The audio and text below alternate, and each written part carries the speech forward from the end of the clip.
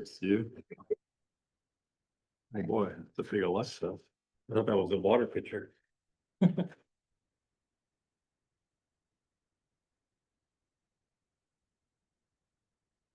Okay.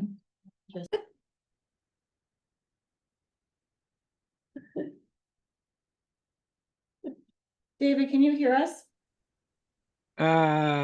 Yes. Can you hear me?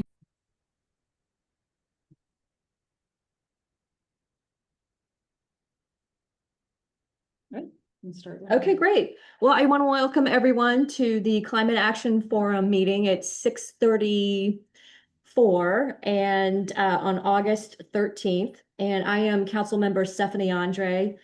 And I'd like to welcome everyone to the Climate Action Forum. You can find our agenda online. Hi, come on in. We're just getting started, so welcome. I am filling in today for Councilmember Sarah Margulies, who is out of town. I'm Stephanie Andre, by the way, Councilmember Stephanie Andre. Nice to meet you. I'm Lena Petkovsky. Oh, I great. recently joined the Climate Action Forum. Wonderful. Well, welcome, Lena. I'm JJ Andre. I'm her husband. Nice to meet you, Yeah. Jason. Hey, Hey, Sarah. welcome back. Thank Nice you. to see you. Yay, great. So- We were just So I want to report that on my screen, all I can see is me. I'm not seeing anything of what's going on in the room there. Yes, I know. I'm trying to, the owl is working with Allison. This is like Okay. the second of Okay. the owl, so I'm texting her. Sitting on the But let's continue with the meeting. No, it's like, I know, it's like, what time zone are you in? Who else is in the room? Since I can't see. Yeah. The first item we actually have is welcome and introduction. So folks Great, want to go thank you. around the room and introduce yourselves. Yeah. Well, nice to meet all of you. My name is Lena. I'm a Larkspur resident as of December 2024. I work in the climate space. I have worked in the corporate sustainability world on emissions, decarbonization, lots of different climate related initiatives. And now I work for a Swiss company that's building carbon capture and sequestration technology. cool. And yeah, I'm really passionate about a lot of the work locally and wanted to get more involved and also leverage. Happy to share any of my knowledge and experience with this group. Wonderful. Welcome, Lena. Thank Welcome you. to Larkspur too. Thank you so much. Yeah. Yeah. So I'm Sarah Margulies and I'm a Larkspur City Council member. I've been here in Larkspur now for 14 years. And I'm the liaison that runs this Climate Action Forum. But Vice Mayor Andre, I was about to say Wag. Vice Mayor Andre is sitting in for me today because I've been on a trip and I've been gone for a month. So she's been coordinating the agenda and the meeting for tonight with Shannon O'Hare, our Assistant City Manager, who is the staff member that works on the Climate Action Forum Council with me. Great. Well, I'm Stephanie Andre, Vice Mayor this year, but also very active on climate issues and very passionate about it. And I'm sitting in for Sarah today. And I was elected last March and we moved to Larkspur about 9 years ago. And one of the reasons that I wanted to get on city council was to, see if we could do things as a community that were greener and healthier for our community. So that's really, why I'm here on this forum. I'm JJ Andre. We're married, as I mentioned. Both lived here, I guess, 9 years. Very passionate about the environment, climate. Done a lot in terms of electrifying our home, our cars. Interested in trying to help others in Larkspur reach the conclusion that electrifying things is better, cheaper, it's healthier, and it's going to certainly have less emissions. So I'm interested in talking about the building codes that are going to come to the city council soon. And I was communicating with Shannon earlier today because I think it's important how it comes to city council. City council will be asked to make a decision. It's not giving advice, it's not, voluntary this, voluntary that, it's like actually making a decision that's gonna be impactful. And I think that, we need to have the right information in front of city council. It's not just about greenhouse gas emissions, although that's a huge part of it. It's public health. It's the childhood asthma. Gas is a public safety threat. There's more and more evidence coming out every day about how dangerous it is. It's not just gas piped into our houses. There's benzene, there's all kinds of toxic chemicals. It's coming through our stoves, doesn't get burned, just sits in your kitchen, it's making you sick. It causes a lot of problems that also are economic because of healthcare costs. I guess I'm beyond the introduction, but Yeah. so I'll pause We'll get there. into it. We'll get into that. So. Anyway, that's all I want to Thank talk you. about. And David, do you want to do a quick intro? Sure, I would love to. However, my video is off and it says that the host has disabled my video. So there's nothing I can do to bring it back. Let So, me try to enable it. I didn't, I wanted to see if your video was what was messing with the owl, David, oh, okay. while we were doing that. So let me see if enabling you, if the video is what, Okay, well, I would take the owl over. I mean, I would take being able to see the rest of you over seeing me. So that's fine with me if my video is disabled. okay. And then we have another, Jody Timms is with us in the attendees. I'm gonna allow you to talk, Jody, and then we have a small group tonight. So if it's okay with you, I'm gonna also give you the promotion to panelist if you'd like.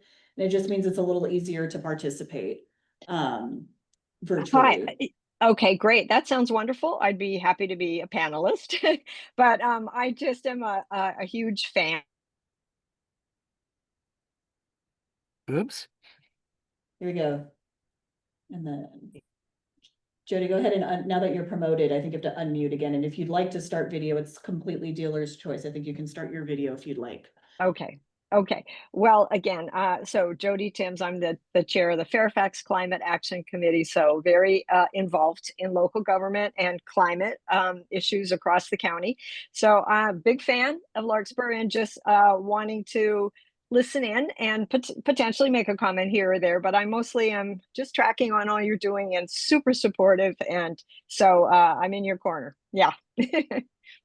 Thanks, Jody. Jody. And then David, do you want to talk or briefly? Sure, real briefly, but I want Okay. to start by cautioning Jody, or at least advising you that your promotion to panelist does not involve a pay raise. So anyway, and one other thing about Jody, she also is the host of a county-wide collaborative of members of all the communities that have climate commissions or climate committees, formal climate or sustainability committees and commissions, as well as the voluntary ones like Larkspur. And so that group gets together monthly, and Jody does a great job of hosting that. So she's one of the links, one of the community links to what's going on in all the jurisdictions, and provides a great function that way.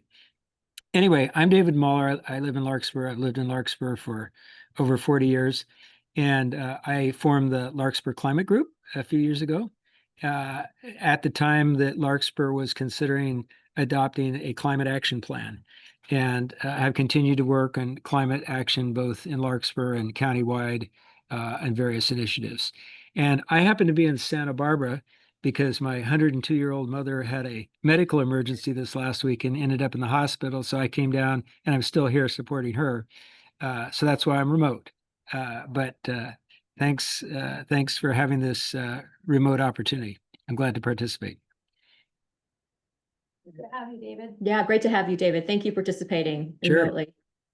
And hope your mom is doing okay. Yeah, you're being a great son. She's doing okay. At 102, it's always sort of iffy. Yeah. Hey, Yeah.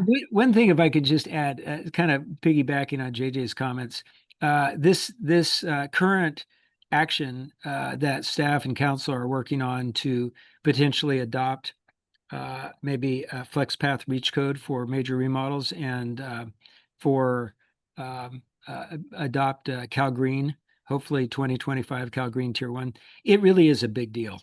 And so there's a huge opportunity that's been, building for a few years. So this is a key meeting, I think, to find out exactly what's going on with that. And as JJ says, be prepared to have the best possible supporting role at the upcoming council meeting. Great. And we want to focus the bulk of our time on that. But Yeah. let's get through the agenda before we jump to that real quick. Sure. So, Sure. okay. So the next item, number 2, is, council member oral report. I just have a quick update on MCE. For those of you who didn't hear from last council meeting, there was a vote at the MCE board to increase the deep green rates, to increase the premium from 1 cent per kilowatt hour to 1.25 cents per kilowatt hour. There was a lot of robust discussion around this, and I have to say, basically almost all the representatives of Marin voted against the premium increase, but the measure or the resolution passed anyway. So the premium for deep green rates is going up starting October 1, 2025. The second item that I learned is, from NCE, is that the deep green product it is 100% renewable, but it's not 100% renewable all the time. And so it's, I mean, I don't know if that's widely known or not, but, it came out in our board meeting, and I think, several of us were surprised that the deep green product was not 24/7. However, the state legislature, the CEC, I believe, is mandating that the CCAs have to now create a product, or at least be reporting their generation sources on an hourly basis by like 2028. And so MCE is coming out with a pilot program. They are going to be rolling it out first in municipalities, to the first 400 municipal accounts to sign up. And essentially what they're trying to do is offer a deep green product that is, 100% renewable 24/7, which means just on an hourly basis that it is 100% renewable. Because currently what's happening is, if it's 9 p.m. and you are running your, dishwasher or whatever, they're just pulling whatever energy is coming off the grid, which could be fossil fuel based. We don't know. And what happens is they buy the renewable energy to replace what you used last night, basically. So it's a bit of an accounting thing. And so I don't know how many consumers are actually aware that that's what's happening, but starting in 2028, the accounting for that is going to change. And so this pilot program is intended to help NCE figure out, 1, procurement, how they're going to actually implement this program. 2, how they're actually going to be able to do hourly reporting on the actual generation. And yeah, so this program, they're going to start with municipalities. Now, the program is going to cost more than the deep green. So they're proposing 5.4 cents, a premium of 5.4 cents per kilowatt hour for the municipalities to sign up. Again, I don't know. I've asked for a rate impact analysis for the city of Larkspur. And so I don't know whether I would recommend that, we join the pilot program, but it is happening. So I have some additional, if it's okay to add some Yeah. additional information. So I reached out to MCE staff for what it would mean for Larkspur, particularly on the 24/7 pilot program. So they're in the process of rolling it out. So no municipality has even started the paperwork or any of that. That's all still in process. It's going to be to up to 400 municipal accounts. So they're working on what it would mean in terms of cost, feasibility, et cetera. And again, this was all just in conversation, so there's no documents behind this, but it's also a really good opportunity because some municipal accounts or government accounts have really, really heavy energy use. Larkspur, all of our energy use is actually pretty light. We don't do utilities. If you're running wastewater, that's a ton of energy, right? To run either or wastewater or potable water.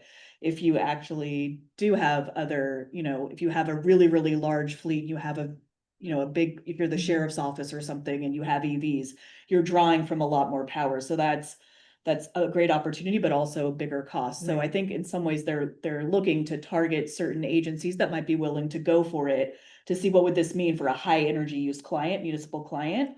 That doesn't mean that Larkspur won't be reached out to and we won't be included. And in terms of the numbers, again, no numbers were exchanged.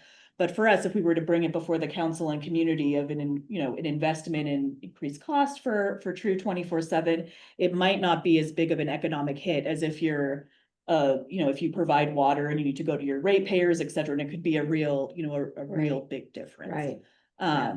So that was just the additional, so more to come. And then, MCE staff said, both in terms of they provide general updates to the council and the community once a year, sometimes a couple of times a year. As both of these things progressed, I told them that our representative is interested in this and that it would be a topic the next time they Yeah. present before the community, and anyone with more questions, and as things evolve, et cetera, there'll be some more numbers and opportunity for the community to comment. Is it gonna be called Shannon, can you deeper see? green, or what are they gonna call Yeah. it? The Yeah. deepest green? Yeah, I don't know, that they said it's a way to go beyond deep green. I don't know what beyond deep green means. It might still be with the marketing Yeah. department in terms of what the name is. Yeah. I do know they have a good comms team over there. I'm sorry, David. Shannon, can you see that my hand's raised? I'm just gonna move you back to attendee. David, I didn't see, is your hand raised right now? Yeah. Okay, I'm moving you, I might demote you Oh. to yeah, oh, okay, there it is. Yes, I see your raised hand. Okay, well, Stephanie, you posed a question. You don't know how widely known that is. And I Mhm. want to assure you, among climate activists in the county, it is widely known and has been for a couple of years that MCE's Deep Green is not a 24/7 product. And something that I want to relay, and I think it affects a municipal decision on this as well, is what it runs against the logic of charging your EV at night. Because even though the rates are lower, the energy is dirtier. Yeah, So, Right. yeah, so a lot of it's an gas. interesting thing, and that applies directly over to municipalities. I think Shannon raises a very good point that municipalities that have a heavy electric load, it's going to be a bigger deal than not. But it's also, what is the night demand of the municipality? Because that, from a climate standpoint, I mean, if you just step back and look at the whole thing, it basically says it's hard to get renewable energy at night. There's a lot less of it on the grid. In the middle of the day when the sun's shining, everything is renewable because it's all solar, right? But in the middle of the night, not much renewable going on. So it's really about that time of use situation. And that's why MCE, and they're not alone in this. A lot of the CCAs have done the same thing. So on an overall basis, they cover all the deep green accounts by renewable energy, but it's not always real time. So it's just something to think about. It is widely known, and in fact, I think the reason this has finally bubbled up at MCE and at the state is because of agitation by climate activists saying this product is a false product. Right, So just letting you Agreed. know, it's pretty widely known. great. All right, thank you, David. They're not claiming 100% green, they're calling it deep greens. Well, but they do claim it's 100% renewable, which I think is somewhat false, anyways. Their materials can be much clearer. Yeah, their materials could be much clearer, I think, and not trying to insinuate that it is, Hey, can I add one more thing? Because Yeah. this is a good thing that most people don't know at all. Any time of day, whatever a power user is drawing off the grid is just a mix of whatever's on the grid. So what we're really talking about is making sure that MCE is on a real-time basis acquiring enough renewable energy to meet the demands of its deep green customers.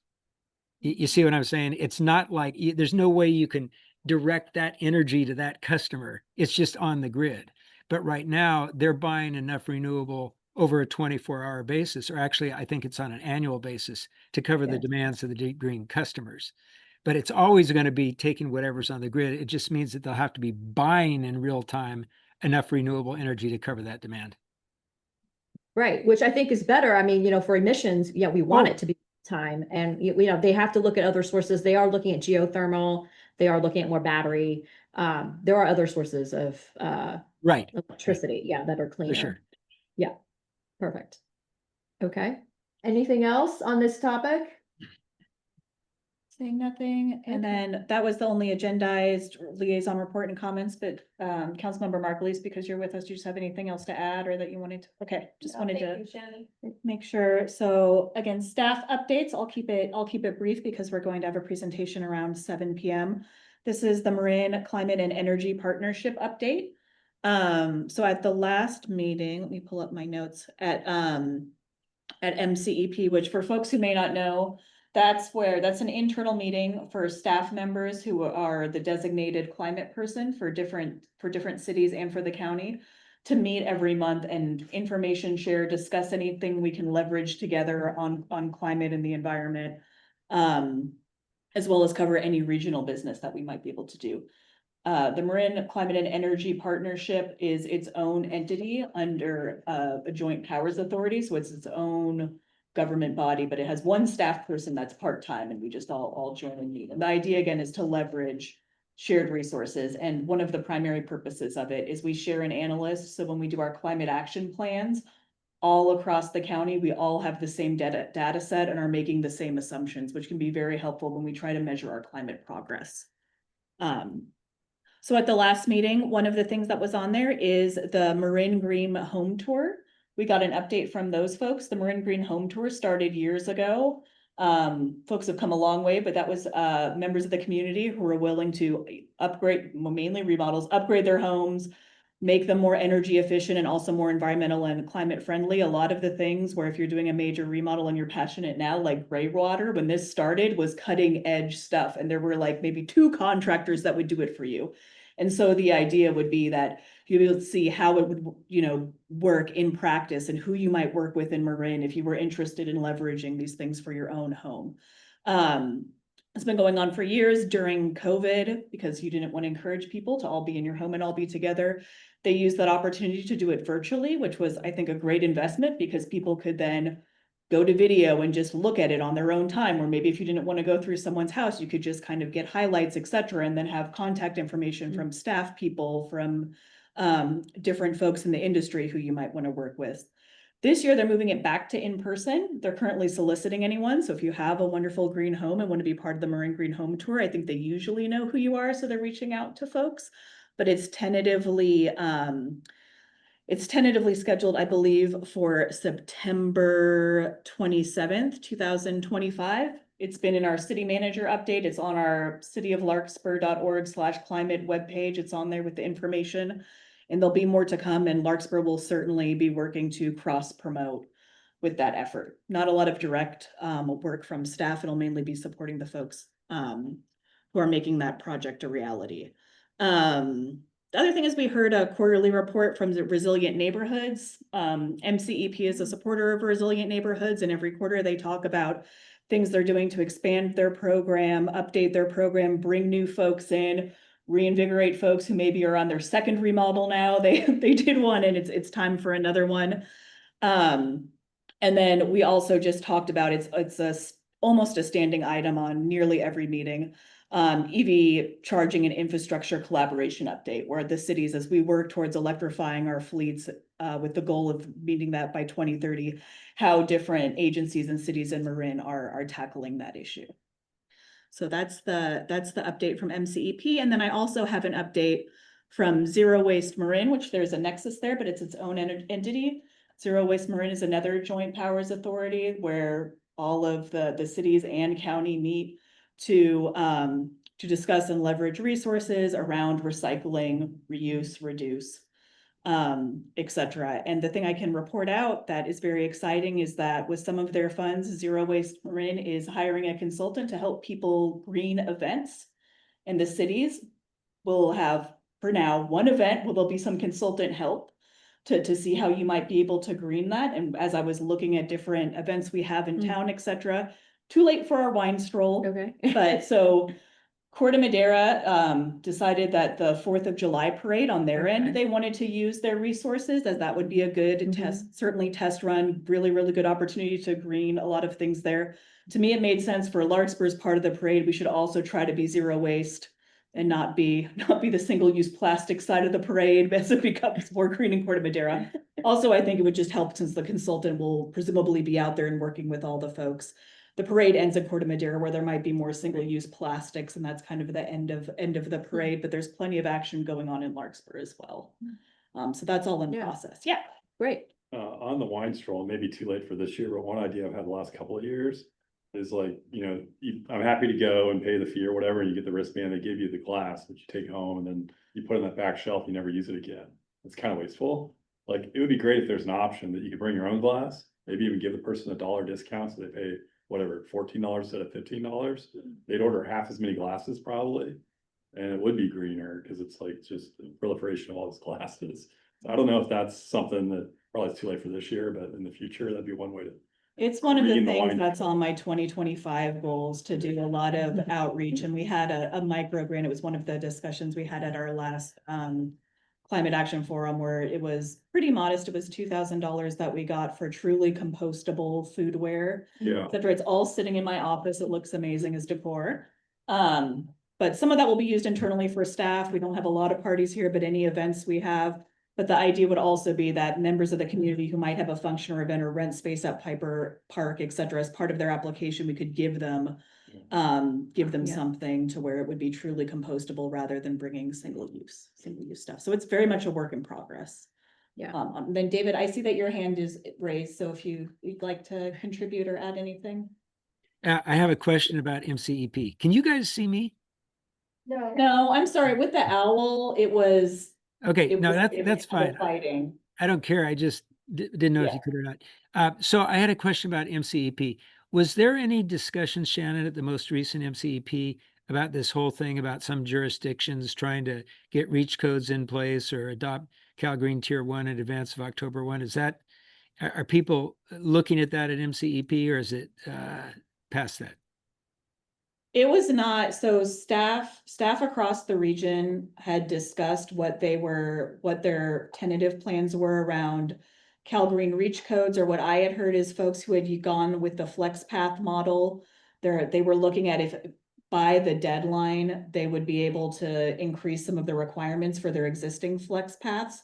It was not something that was discussed at MCEP this time. We had it, although I gave a quick summary, it was actually a pretty packed agenda in terms of what we had to discuss there. And I think we can get to this later in the agenda, but by the time we met, I think folks had already kind of chosen their path, because if you wanted to get in under the deadline, you needed to have your meetings lined up.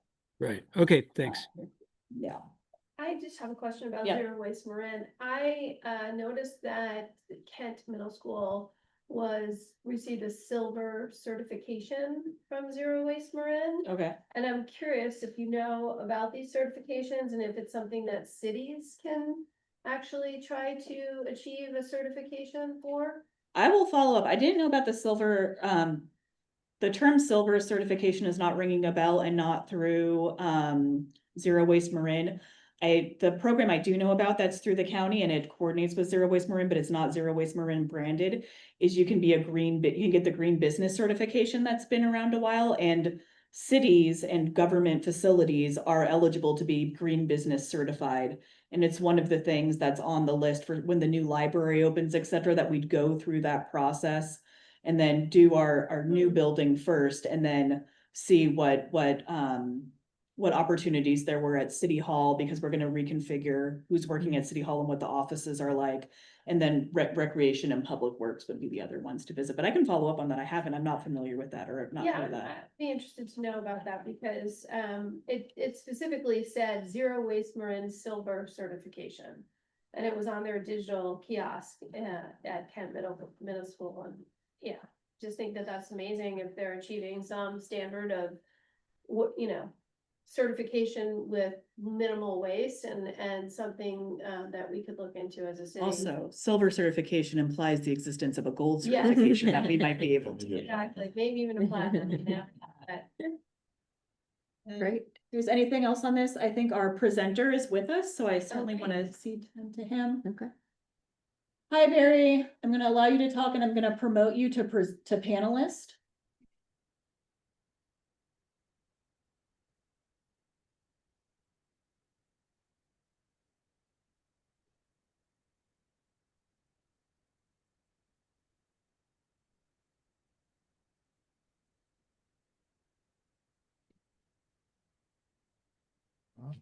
Sorry, didn't realize I was muted and my video was off, so. How Welcome. are you all?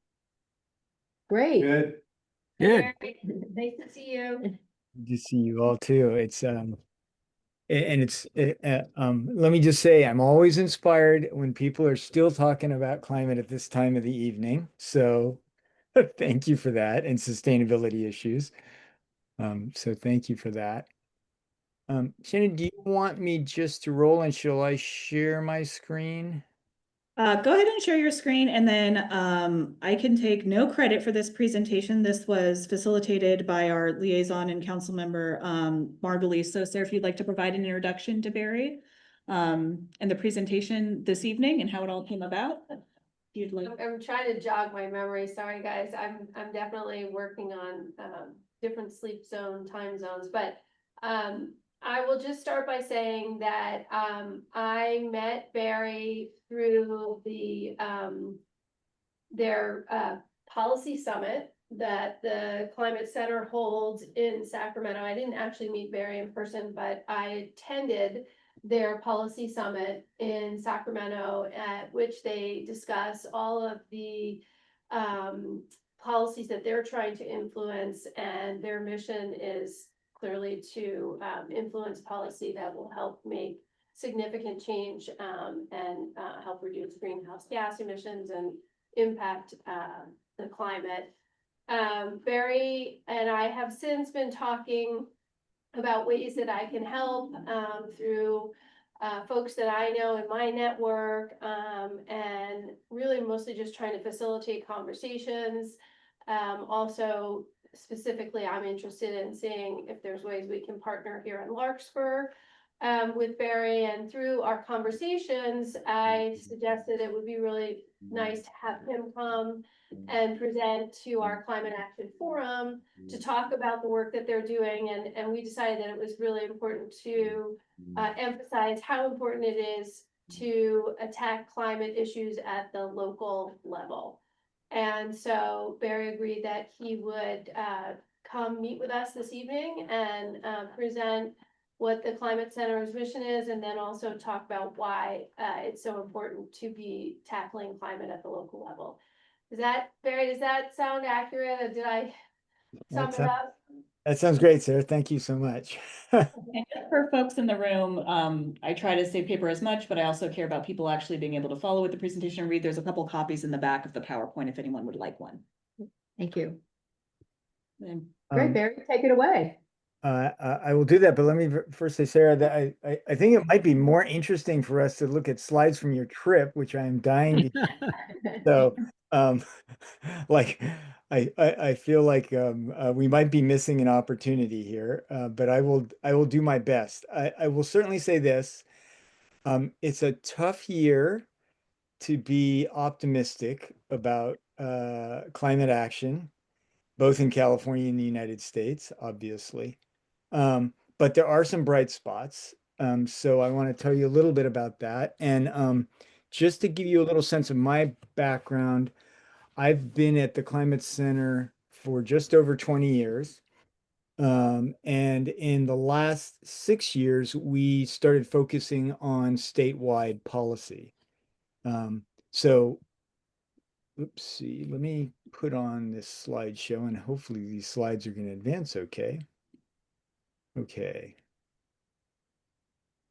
Can you guys see that okay? Yep. Great. Oh yeah, and one other apology. I would much prefer to be with you guys personally. I've had quite a bit going on in my with my family lately. Both my parents are elderly and my father's very ill at the moment. So anyway, if you have me back, I promise I'll actually come down there. It's not that far.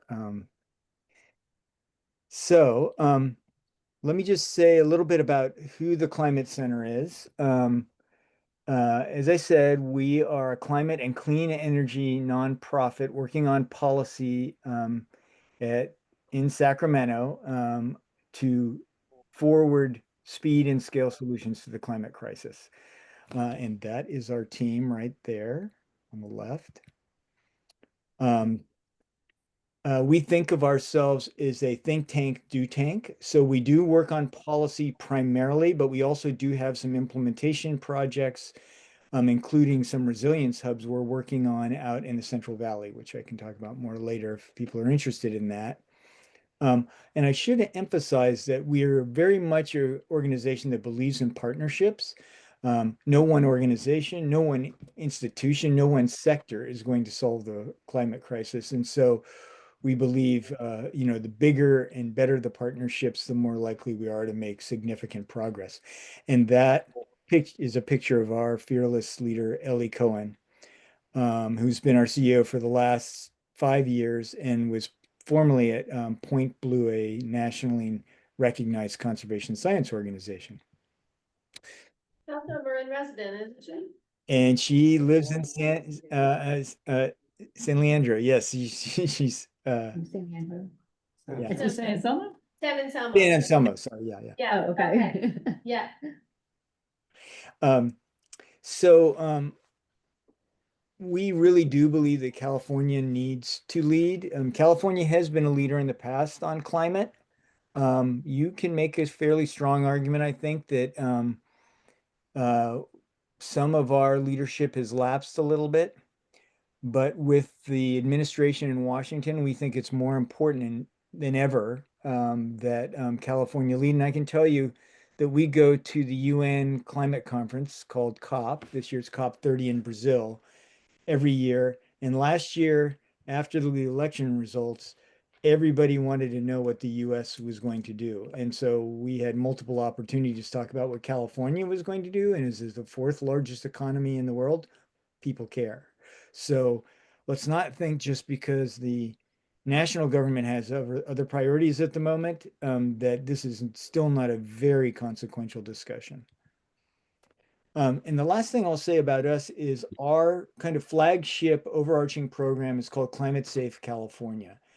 And the idea of Climate Safe California is to put into place the policies required by science that will actually set California up to be the first state in the nation to be carbon negative. So you hear people talk about, getting to zero emissions or zero carbon, but actually, if you follow what the UN says, we need to get net negative. That means we need to start taking down some of the legacy carbon we've already put in the atmosphere in a large order of magnitude, about 1 trillion tons. And I'll touch on that again in a second. So why should local government and communities pay attention to what's going on in Sacramento? Because it is a rather rarefied environment sometimes, I will confess. And I think there's kind of two reasons. One is because decisions there really do impact local governments, both positively and negatively sometimes. And in the negative category, I will mention a bill that recently this session surfaced, AB 306, that had the backing of leadership in the Assembly, in the California Assembly. And from my point of view, this was a misguided disaster to make housing more affordable, but it did it by tying local government's hands to do building standards that would actually help save people money over time, as well as an important and valuable tool in the toolbox. And that bill ended up being shoehorned into the budget and passed on a budget vote. The bill was AB 131. And I think we missed an opportunity. We weren't able to organize fast enough to get enough local governments to push back on this. I think we could have stopped it. So I just use it as an example of why it's so important from our point of view that we have good partnerships with local governments and that local governments are staying on top of this. And I do want to say shout out to Marin, as we had several local governments in Marin weigh in on this, and that was wonderful. And on the flip side, on the positive side, what we do in California is quite consequential. I've just got 2 examples here, but I could have given you 4 or 5. SB 100, we passed in 2017. It was setting our 100% carbon-free electricity goal. That was adopted by 10 other states and the Biden administration, many of which had actually earlier, more aggressive deadlines. And then Governor Newsom did an executive order back in 2020. And shortly thereafter, GM announced that it would get to 100% ZEVs, and Volvo made a similar announcement, and several other car makers as well. So even though that executive order has been undermined by the Trump administration, just the fact that it happened had a long-term shift in automakers' priorities. Okay, so this is what I'd like to cover today. I want to give you a little bit of context about what the atmosphere, if you will, and the political context for the assembly is like right now, and but for the legislature. Talk a little bit about some priority legislation we're working on, and talk about the cap and trade program and what is it and why should you care. I would say I'm singling out that program for a lot of talk because it is probably the most consequential thing that will happen this year in the California legislature if they pass it in terms of climate programs. We'll also talk about what the Greenhouse Gas Reduction Fund is, which is connected to the cap and trade program, of great interest to local governments because all those programs are in local, local counties somewhere in California. And then we'll talk about reauthorization of the cap and trade program, which is up this year, and potential reform. A little bit about the current landscape, process, and timing, and then finally our recommendations for what needs to happen on cap and trade. And Barry, can I just interrupt you real quick? We do have a big part of our agenda. We have a big city council meeting coming up next Wednesday, which I would like to invite you to come and make a statement at. But we are looking at passing those, the 2025 California Green Codes, and so a large part of this meeting is dedicated to just organizing around that. So I don't know how long your presentation is slated to be, but if you could just leave us some time to talk about that. I mean, do you think in 10 minutes you could get through your presentation? Well, no, I don't. Okay. I had planned on 25 minutes and then maybe 10 minutes of questions, but I can skip over a lot of stuff if you guys would like me to go faster. Yeah, if you could just go a little faster, because we do want to get to, we do have to plan for this city council meeting next week. Sure. And Great, thank you. I'm really glad that you guys are getting out in front of that. Yeah, we're trying to. So, so this is an important planning meeting and discussion for that. Great. Thank you. So I'll kind of fast forward through some of these things. I don't ever like to have conversations in which we don't set the context about what's going on in the science. As I'm sure you're probably all aware, 2024 was a record year, and we actually exceeded 1.5 C, which is the level at which the UN was setting as a cap between 1.5 C and 2 degrees Celsius. We are over that now. They won't say that we're over it officially until we've done that for several years. But as you can see from the slide, in January, we're at 1.75,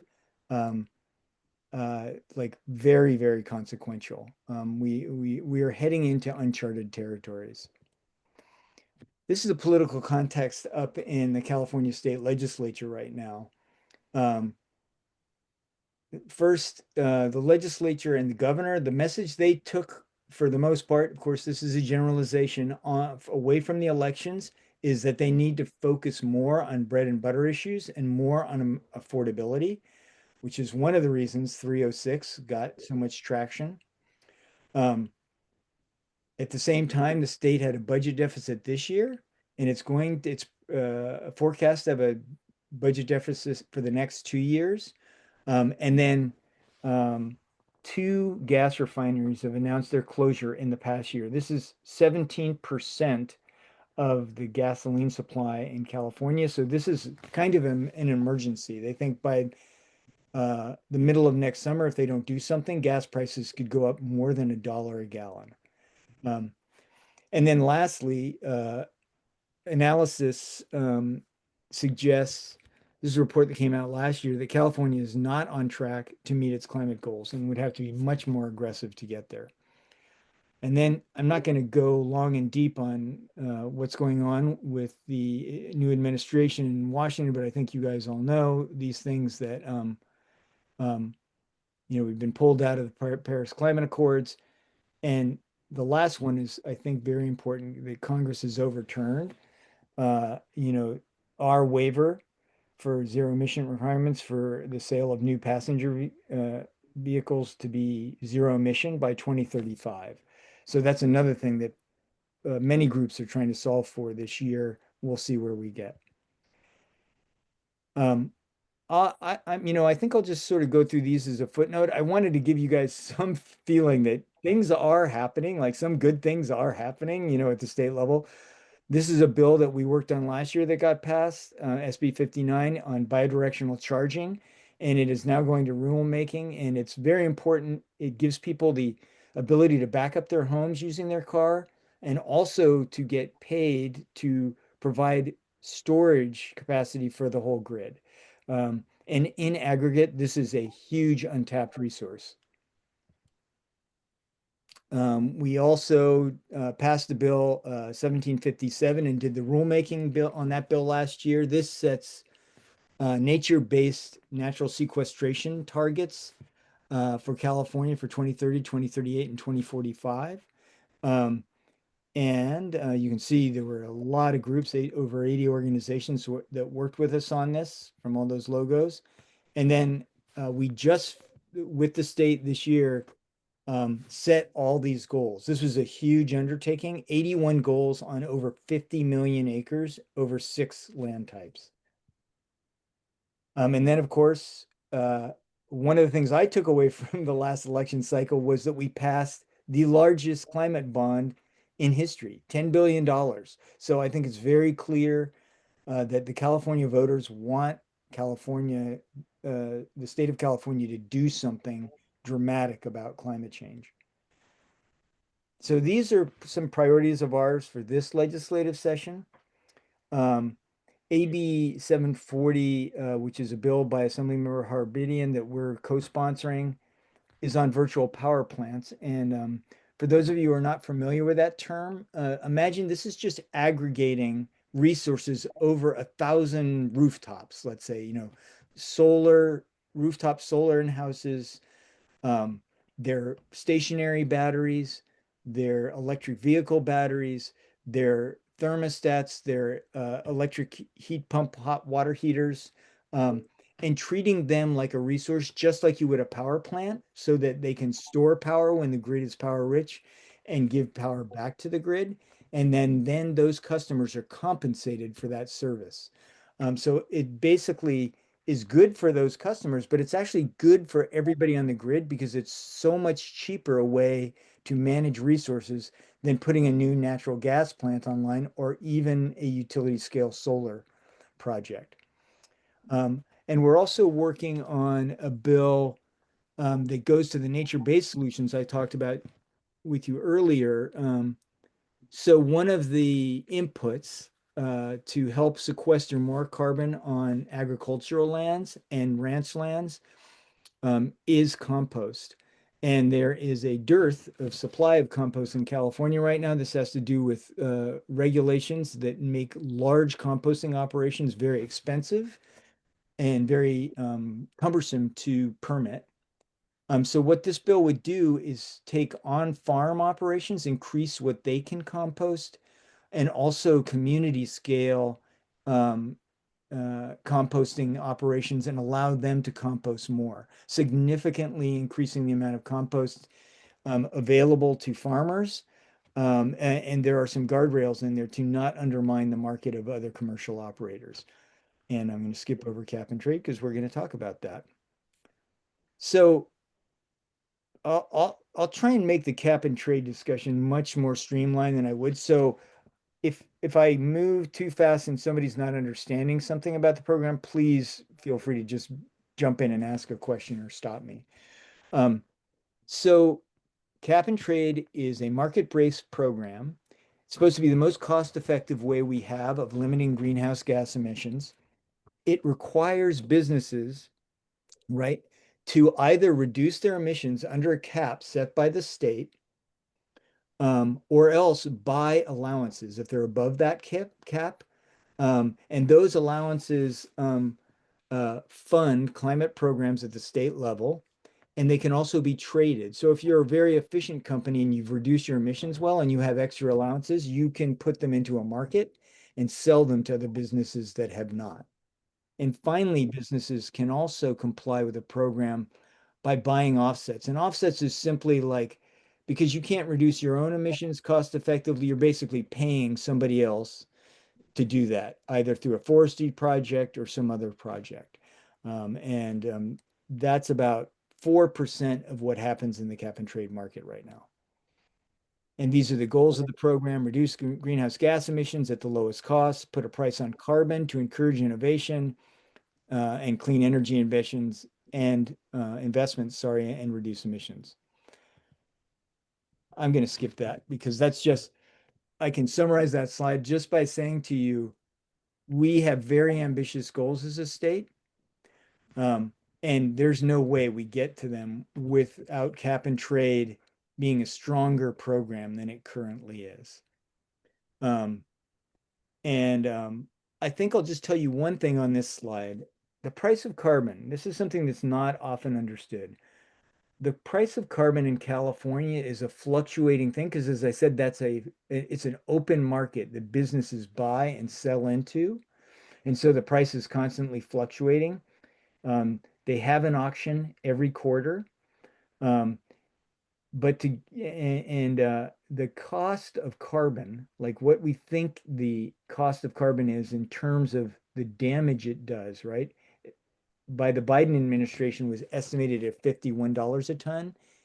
EPA estimated in an independent study that it was $203 a ton. In California on the market, the high was $42 a ton. The last auction we had in May, it was $26 a ton. So you can see there is huge headroom in terms of what is actually on the market versus what is the damage being created by carbon emissions.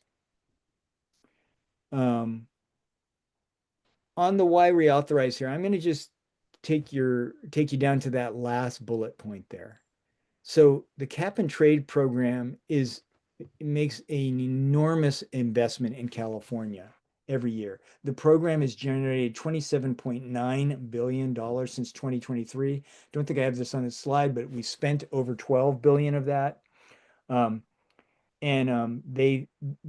report that's been done shows that between 2030 and 2045, this program could bring in between 132 and $311 billion in allowance value.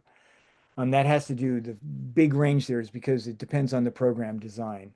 And that's a $700 annual savings for people who are earning 70K or less, and 200 in annual savings for people who are earning over 200K. So when you see the misleading ads by the oil industry telling you that this is going to hurt people, that's just not true. Like this is a huge economic boon for the state of California.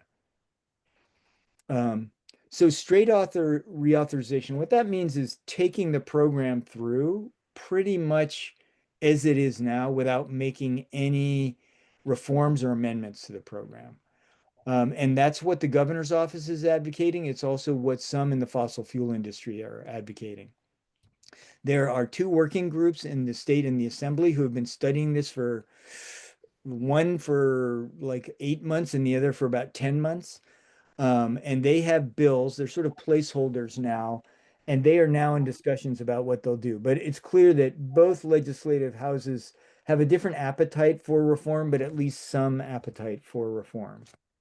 And one takeaway that I hope you'll remember from this conversation is that whatever decision the legislature and the governor make on this policy could lock us in for 20 years on how we're dealing with climate change through the cap and trade program. So it's a very consequential decision. And all that context I gave you before, I've got to tell you, it's being made in a very narrow, short-term political context, which is rather distressing, but that is where we are. So here are the reforms we recommend. And I should tell you, our goals in this are to reduce emissions rapidly as possible, right, through the program and generate revenue to invest in creating a clean energy economy for the state, and to really, help with the affordability issues that we have in California around the energy transition. So right now, I know it's not easy to comprehend, but we are basically giving free allowances to oil and gas companies under this program. Last year, that was $890 million of revenue, foregone revenue for the state of California. So we're advocating that we phase out or end these subsidies as quickly as possible and use those funds for climate investments. Another thing that would help bring money into the program is a thing called an emission containment reserve. They have one of these in the European Union. And what this would do is change how the system actually uses allowances in response to the carbon price. And we believe that we should really eliminate offsets, or at a minimum, improve their quality and integrity, which is very, very much been criticized in multiple studies. And then we also think, because the design of the cap and trade program will raise prices for carbon intensive energy sources, right? That's the point. We want people to move away from fossil fuels and move towards renewable energy. So it's going to make fossil fuels more expensive over time. And because of that, we believe, or we're big advocates of direct rebates back to consumers to help them over that transition, right? When fossil fuels prices are going up and renewable energy prices are still coming down, and it's being more accessible to more people. And finally, I mentioned the greenhouse gas, the GGRF earlier, and we believe that we should allocate about 600 million of this as a continuous appropriation of the program for nature-based solutions. Why? Because it gets back to that thing I said about sequestering legacy carbon. We need to do that, and there's also a host of benefits to doing it through nature-based solutions. And those are both on natural lands and working lands. Whoops. So Sorry to jump in here again, but are you almost finished here? Because we probably need to keep moving with respect to our agenda. yeah, I will. What I'll do is I'll just tell you a little bit about GGRF so you guys understand that, and then we'll wrap up there.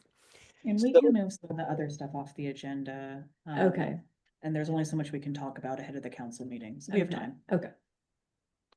So, so the total value of the cap and trade program a year with the revenue it generates is about $10 billion.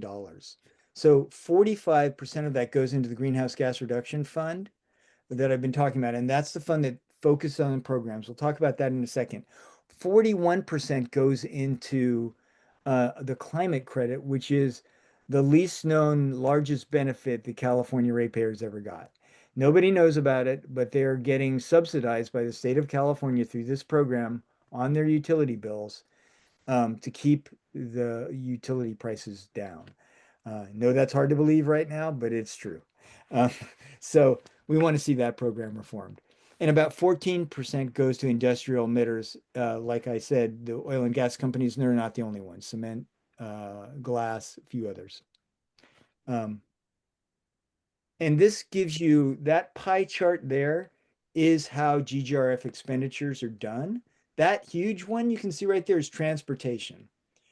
So a lot goes to public transportation and electrifying transportation. And then you can see over here on the left-hand side, housing, fire and forestry, agriculture, urban greening, air quality, water infrastructure, solar.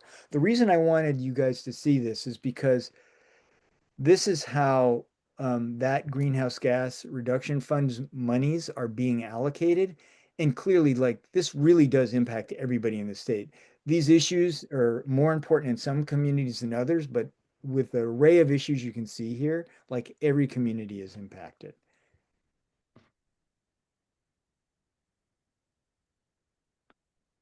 So I think this is getting into my wrap up here. The things that we have to, that are sort of muddying the waters, if you will, is this closure of the refineries, Phillips 66 in Los Angeles, and Valero and Benicia. They haven't closed yet, but they're slated to close next year. And so state lawmakers are really afraid of increasing gas prices. For good reason, right? I mean, people are struggling and they don't want to see California consumers hurt. They are taking a lot of measures to try and stabilize the fuel supply. And unfortunately, there's a bit of a knee-jerk reaction to not want to get rid of those subsidies for fossil fuel companies I talked about earlier, even though, keep in mind, they've had those subsidies since 2018, and there's absolutely no evidence they've ever passed on any of that to consumers. And two other things that are big considerations for GGRF and that pot of funding is that the governor got a diversion in the budget of $1 billion into CAL FIRE. So that was money that was being paid out of the general fund, but now is coming out of GGRF. Very bad precedent, but it's already a done deal. And also, a lot of people have very strong opinions on both sides of high-speed rail. And the governor got a proposal through that would guarantee $1 billion or 25% of the greenhouse gas reduction funds funding goes to that going forward. And I should say that probably what will happen this year is that they will decide on the program design part of cap and trade, all those things I talked to you about, free allowances for oil and gas companies and offsets and all those things. And then they'll decide on GGRF expenditures. And finally, this decision, another reason it's so hard to get done is it requires a 2/3 vote. With refinery closures, oil industry lobbying, redistricting, a host of other very ambitious measures in going into the end of session, it's just going to be a heavy lift. And I will stop there. This is I think Shannon has the slides. This one just has a link so that you can go to our policy brief on cap and trade if you're interested in more detail of anything I've talked about. And thank you guys so much for your time. And if we have time for questions, if there are any questions, I'm happy to try and answer them. Great. Well, thank you, Barry. I'm sorry to have to rush you through, but it was very informative. And I absolutely agree with you that, the polluters are not paying what they should be, that the price of carbon is mispriced. And so what you guys are working on, I think is really important. But I also recognize that it's extremely complicated. It is. So, keep pushing and keep doing what you can. I think it's really important. And plus it's a huge, as you point out, a huge revenue generator for the state. And so to the extent that, some of these rebates or some of this money can make its way back to the consumer, I think is also really important. I sit on the board of MCE and I see some of this. And I do feel that, yes, there's a lot of mispricing in the marketplace right now. And, I think, policies, I think policy making drives or incentivizes behavior. And so I think, the work that you're doing is really important to correct some of the behaviors that we're seeing in the marketplace. Yeah, and thank you for your service on MCE's board. They are a partner of ours, and we're very grateful for their pioneering work in the CCA field. So, it's wonderful. Thank you, Barry. Behalf of staff, thank you, Barry. We'll send out the slides. We have a newsletter that goes out to about 5,000 folks every other week, so I'll include this.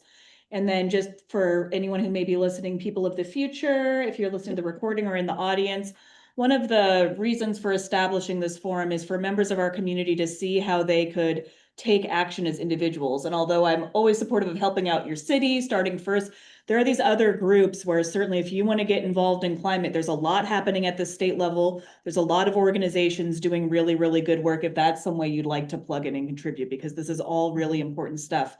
And some of it is out of the city's purview, both in terms of authority and just our area of expertise and what we can contribute. So there's many different ways to do that, through advocacy, through policy analysis, through local action, and through individual action. So thank you so much. You're our first community presenter who's outside. So thank you so much for your time.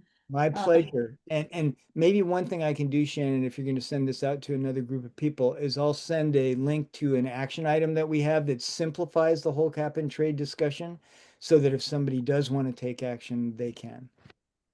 Absolutely. And then I saw one hand raised. If there's any participants joining us virtually, David Muller, I don't know if you had your hand raised for a moment. You know, I did, and it was actually to that last part, is that it would be very helpful, Barry, if you could provide, or maybe it's already on the Climate Center's website, specific actions that both individuals and jurisdictions can take in support of reform of cap and trade. Excellent. I will do that, David. And it is on our website, but I will send an email to Shannon with a link. Yeah. Okay. Thank you. Great Great. work. Oh, so much. I really appreciate it. Thank you. Thank you, Barry. Thanks, Barry. Take care.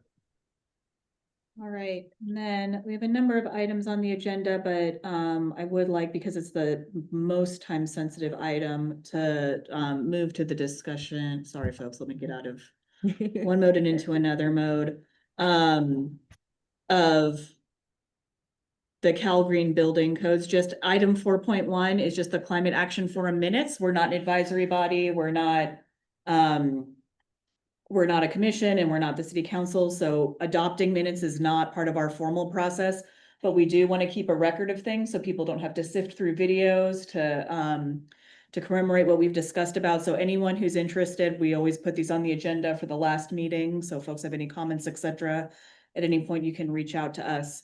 And then I think if it's okay with folks, we'll move to the green building electrification code standards. I do just want to set a couple of expectations here. When we created the Climate Action Forum, the idea is that we put things on at different times than council meetings, so that we'd be discussing things not when they're at council, so we wouldn't go up against that. And that one of the primary purposes would be that we'd workshop things here before they become to council. There was the mention in Barry's presentation about SB 306, and that this created a really unique situation, and we're meeting in August, we had special meetings, etc. So we're going up against a council meeting. The agenda for this item will be discussed at the August 20th meeting, is going out Thursday or Friday. So I'm happy to answer any questions here. We're all good. We only have 2 council members in the audience, but I want to make sure that I don't get ahead of the full city council or the community on what will be released in the staff reports. We can certainly discuss here, but again, I just want to let folks know that that's still a work in progress, and it's going to be an action of the city council and a conversation with the community there. It's a little bit of a unique circumstance for what we would usually agendize in a forum setting. So with that, again, we're good on time, and all the folks that are attending have attended the city council meetings, etc. about this. So I think we all have a baseline knowledge. So I'm just happy to answer any questions, or if anyone wants to take the floor and go that way to make the best use of our time. Yeah, that'd be great. So yes, I think, the last council meeting, I think most of us were there. I think a couple of things, and so in terms of thinking about how we can present this in a way where I think there were a couple of questions that came up from council members and that I think, should be addressed. And so I'm hoping that, discussion here might help us be able to present this to council in a way that is digestible, because I think what's happening is we're trying to do this on an expedited timeline and process. And I think we really need to make sure that, council has the proper decision-making tools if we're going to pass this. So to that effect, I mean, I think there are 2 things that we need to address. I mean, one of the questions that I asked at the last council meeting was, we really need to talk about what is in the code that we're trying to pass. I mean, I understand that it's the 2022 REACH codes and the 2025 REACH codes, but I think we really need to be able to condense or summarize like what it is that we're asking council to pass.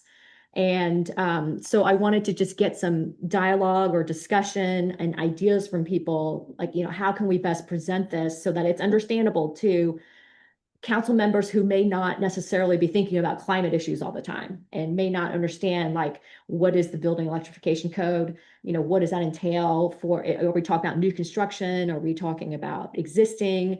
You know, if we're asking people to upgrade or change their over to electric appliances, you know, what is the cost of that? So I think we need to address some of these issues, and I'd like to get some help from people who, you know, ideally in my world, it's, you know, we have a table that shows here's the 2022 codes and here's 2025, and here's what we're asking people to do.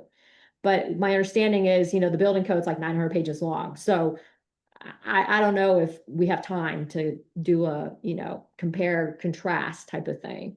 So maybe it's a, because I know Shannon, you know, we had kind of briefly talked about this before, but maybe it's a, you know, the building codes are vetted, like rigorously vetted, you know, through various interest groups before they even make it to, you know, passage. And a lot of times what happens is, you know, the prior set of REACH codes actually become the baseline for the new green code. So what we're being asked to adopt is not really like, you know, if we're trying to adopt the 2022 REACH codes, it's not like a huge jump because a lot of that may already baked into the baseline for the 2025. I mean, I don't know. I'm just, you know. I think what would be helpful too, and not to phrase this as like what council would need or council, et cetera, but also Right. the community as a whole, right? Like folks who maybe didn't catch the last session, et cetera. Right. I think the purpose, and especially this is unique at the forum where especially members of the public can speak here in a way where you're limited at public comment to 3 minutes, 5 minutes, et cetera. And, you know, again, we're limited time here, but we're in some ways even more limited time when you're going back and forth at the dais to really hear about, you know, any questions of staff that I can answer, et cetera, or any context. So I can share, and I won't be getting ahead of everybody, that I've been in contact with so many people. And in addition to your point of the codes are very, very long, condensing them to where one by one we could go through for a cheat sheet. That doesn't exist. If it existed, I would make so much money as a consultant if I came up with that. But no one's been able to do it. What I do have is there's a couple of websites that are really, really good by government agencies where depending on your area of interest and what it means for classic kind of cost benefit analysis for folks who have lived in that world, I lived in that for a little bit, for case studies, et cetera. They have a number of government agencies that have published white papers as well as industry groups. And you can just pick, you know, I don't want to say choose your own adventure, but you could pick what is of interest of you. And they're all pretty dense documents. Again, they're not one pagers that's just going to break it down and make building codes very, you know, easy to understand, but they are those resources that depending on your area of interest, you can go to. So the staff report will have that for any interested members of the community or the council or anybody else.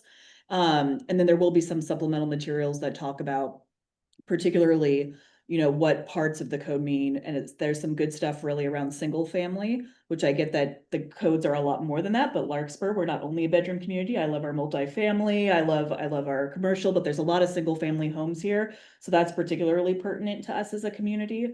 That will be included as background because that was one of the things that was asked by multiple folks, right? And then the other part of this in terms of, you know, what are we passing? What will the process look like, et cetera? I've talked to the consultants who we talked about the energy studies and us needing to submit the energy studies and what would that look like? And I said like, well, we have a general idea, but we don't really know. I've talked to the folks who create those and who work with the California Energy Commission on it. And so I have a much better understanding now about what we have for 22, 25, where there might be gaps in both if the CEC decides to kick things back to us. And then I will share what the path forward would be. There was discussion at the last council meeting about we're going Cal Green and we're going that way, but if anything should get kicked back, we also have authority as a city through our general plan and our sustainability element to also pursue some of these things, not through a building code, but through other processes. So in terms of, again, I know that doesn't exactly answer the question raised, but in terms of what you're asking for, And I don't want to put words in anyone's mouth who's in this forum, et cetera, but what it means to kind of get things through, to get greenhouse gas reductions Mhm. through electrification incentives or requirements, that will be where that stands. Mhm. Just for clarification purposes, I know we were all there, but this is a second reading. So because it's a second reading, it's really an all or nothing passing it, Mhm. right? Like there's not a lot of movement here to say, like, if you had a breakdown, right? Oh, this is what it means for this, and we could take this out, et cetera. The city attorney shared at the last meeting, and it's an unknown, but we're pretty confident that should we need to modify or roll back parts of this, there's a very good case to where if it just doesn't make sense or it's not feasible or we need to tweak it, it's better to have things passed and then amend later than to pull anything out. Mhm. And again, it's a second reading, so as is, we don't have a lot of room to modify it or tinker with the Right. language here. David, you have your hand raised? I do. As a starting point on this, Shannon, could you just very briefly summarize what the current proposal is, like what we're likely to see on the agenda at the next council meeting? Staff recommends, I'm just going to put words in your mouth here, and maybe they're right, Yep. maybe they're wrong. Staff recommends that council adopt the 2025 Cal Green Building Code Tier 1. And staff recommends that the council adopt flex path for major remodels 500 square feet bigger. Is it that, or is it something else? Can you just real simply It's some- summarize? It's something else. So there was no adoption or discussion of the flex path model, which some other communities have had. What was done at the first reading was concurrently, which is again really unique based on the circumstance. Council decided to adopt the first reading of both the 2022 Cal Green standards at the Tier 1 level, which again, for just people of the future, anyone in the room, we adopted a lot of the Cal Green REACH standards for Tier 1, but there were exemptions back in 2022, and that was really common. We're adopting all of it. And then we're going to also, at the first reading, adopt all of the 2025 standards. The reason we're doing both, why would you go back into 2022 and reach into the past and then do 2025? The timeline we're under is out of sync with when the energy studies are prepared for the 2025 cycle. So you have to do an energy study to show that it's both like literally feasible and then economically feasible for your area. Those are not prepared yet. This was done completely off cycle of what the people who prepare those numbers are. And it says nothing to the folks who prepare those numbers. They're all on track for what their process has been forever. So we're doing both to have our bases covered. We don't know what'll get kicked back by the CEC. There might even be a couple of things in 2022 that the CEC might kick back. We believe a lot of the work has already been done, but we'll see what they say. So there's no, when you refer to the flex path, David, of what Corte Madera went for flex path standards, San Rafael went for some flex path standards. We did not adopt any flex path standards. So the ask will just be that the second reading with some amendments from the community. There was some asks for changes in language that put in a little bit firmer things about the general plan update and relating to that. In the preamble of the ordinance, it'll just be the ordinance as a whole. And the staff recommendation will be that the council consider waiving the second reading and adopting the ordinance. There will also be an informational part where some of what I shared about just what staff's been working on, because we said there were some outstanding things. A number of council members had questions about, is there any data or are there any white papers, et cetera? I alluded to the fact that there are some of these resources there. I'll also highlight that for the community and everybody who's interested in the presentation. It'll also be in the written staff report. So that's what the meeting agenda item will look like. Great. Okay, So I yeah. am glad to hear. Sorry, go ahead, David. So I just want to say that's very helpful to, kind of know explicitly what's teed up. I want to add just one sort of piece of information. Mill Valley just this week adopted the flex path for major remodels. I don't know if you know that, but they did adopt that, and they're thinking about whether to move ahead with Cal Green Tier 1. So yeah, and I could share with this group, this is appropriate. I looked at FlexPath really closely. I talked to particularly San Rafael and Corte Madera about their FlexPath process, because they went ahead with it a little bit. Well, not, they went with it a couple of years beforehand.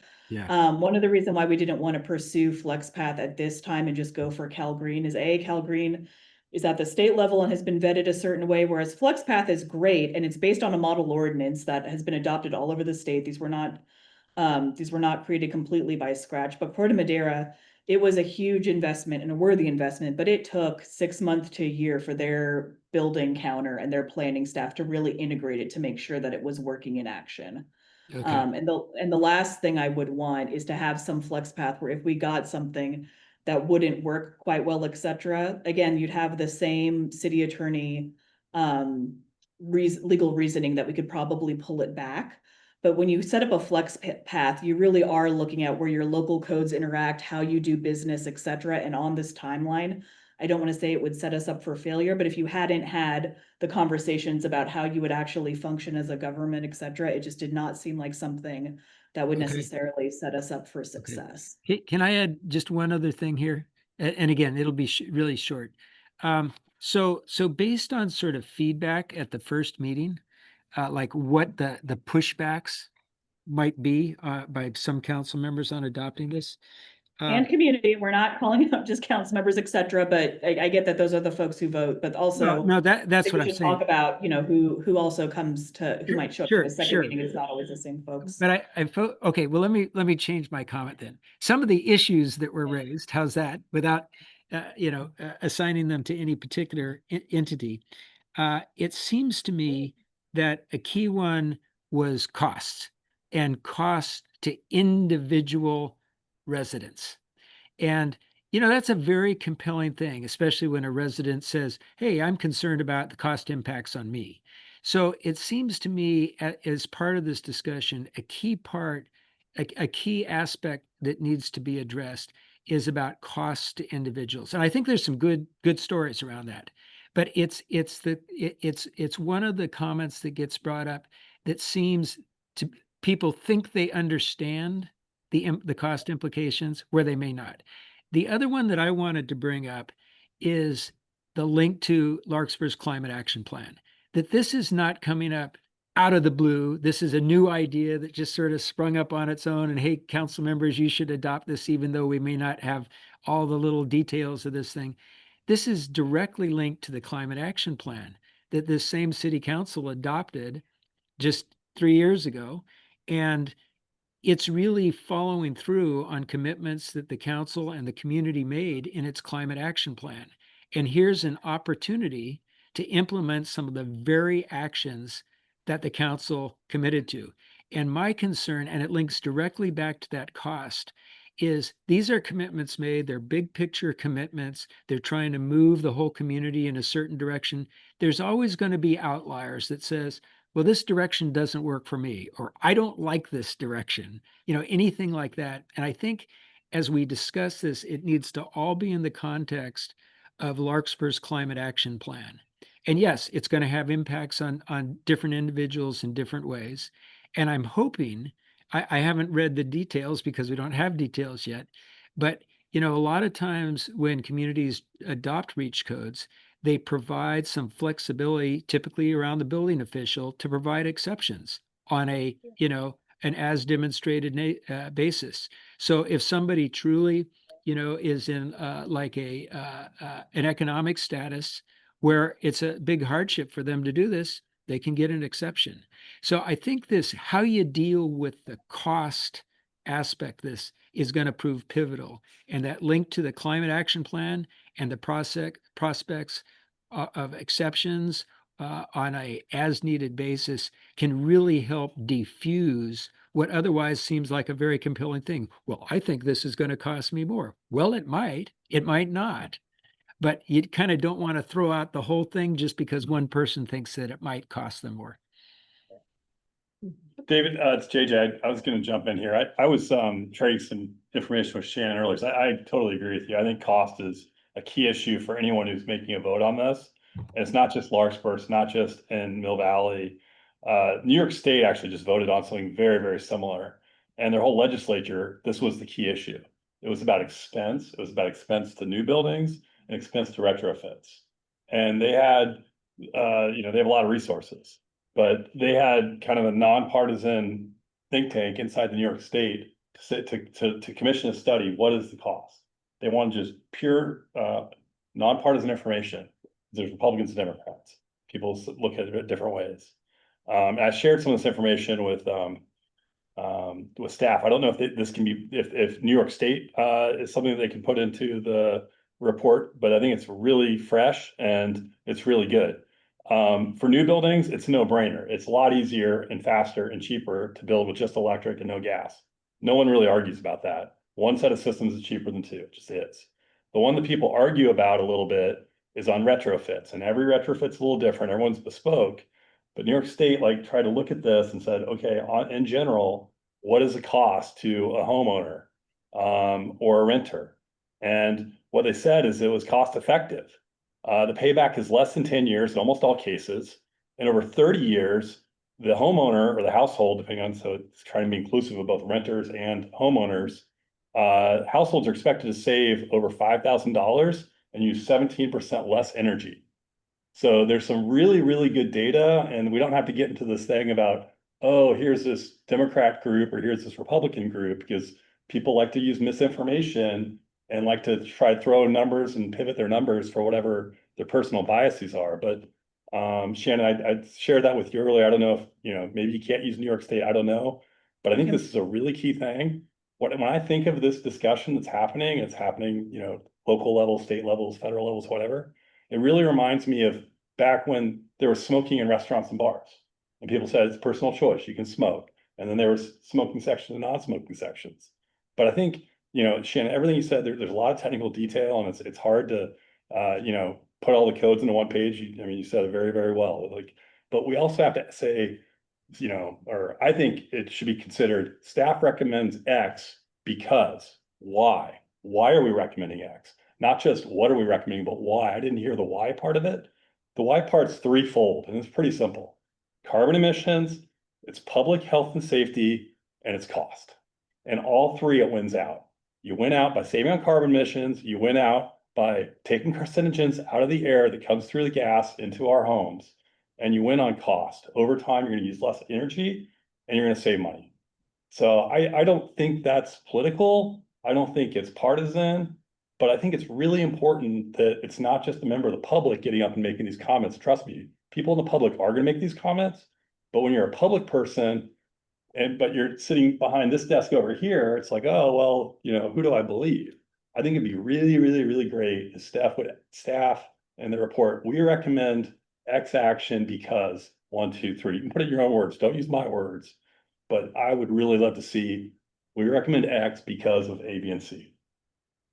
I don't know. Yeah, I guess that's one of my questions is, can you add some of these reports or cut and paste them so that it's in the public record? And so that, we've had in the past, there's this debate of, is it more expensive or is it not? And we don't really actually, have like actual facts in front of us. And it would be very helpful to be able to say, well, according to this report or that report, So the reports Yeah. that I mentioned and particularly the ones where you could choose, that will be in the staff report, because that was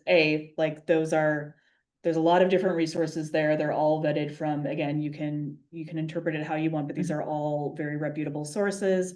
It was a direct, they were given to me directly by county staff, et cetera. They're used by folks.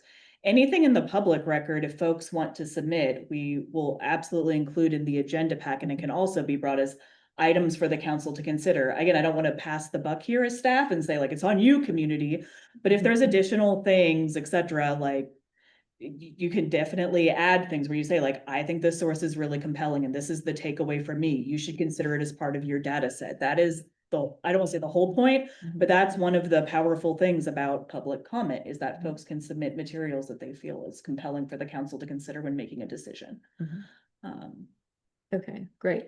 Yeah, so I totally agree with David and JJ's comments about cost just being, that question has come up multiple times. And I can when we say have as these staff, discussions. I probably think it's a little more compelling and wonky, et cetera, but part of, especially in building, Mhm. where Cal Green is a state standard, not everyone's adopting it, et cetera, but it's not something that we're creating that would be unique to Larkspur. A bunch of different eyes have been on it. A bunch of different stakeholders have vetted it. And at least parts of it are all throughout the state. So if you're a builder or a contractor, et cetera, it's not something that Larkspur thinks great. These are standards that in some capacity or another, you are dealing with in other communities, and it's one of the ways you're doing business. And I think that's very powerful because again, you know, when you do new homes, you don't want to drive up costs. You don't want to disincentivize this stuff. I don't want to create a bureaucratic mess for folks or to make things hard for people Mhm. to improve their homes, build new homes, you know, where we've decided there's going to be projects. That's all part of our climate goals and also just functioning society, right? In terms of what we do Right. in our communities.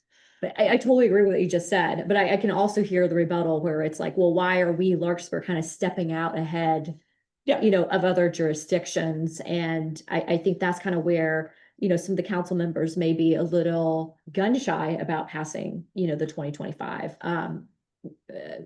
tier 1 codes. And so, you know, how do we get people comfortable with, and again, you know, I think exactly what you said. I mean, when I think about that, I think about, okay, it's gone through a very, you know, rigorous vetting process by stakeholders. We're not the first ones to have adopted these, like the, you know, city of Los Angeles, San Francisco. And by the way, other regional districts like the Bay Area Air Quality Management District and others are phasing out, right? The gas heaters and the gas water heaters and stuff like that. So that's all coming. And maybe just trying to work that into you know, like why, like we're really not sticking our necks out that far. It's just, you know, some of this stuff is coming, it's coming down the road.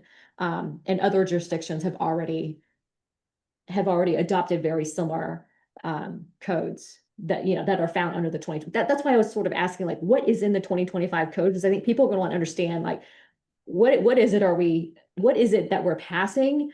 And, you know, I can see where people like, why are we sticking our, you know, why are we trying to go first? How, you know, how aggressive are these codes versus, you know, the 2022 codes? And so that's kind of where I was like, you know, even maybe, is there like an executive summary? I don't know, of, you know, just the 2025 tier 1 codes. That's like, this is what we're requiring of all new construction. This is what we're requiring of, you know, retrofits.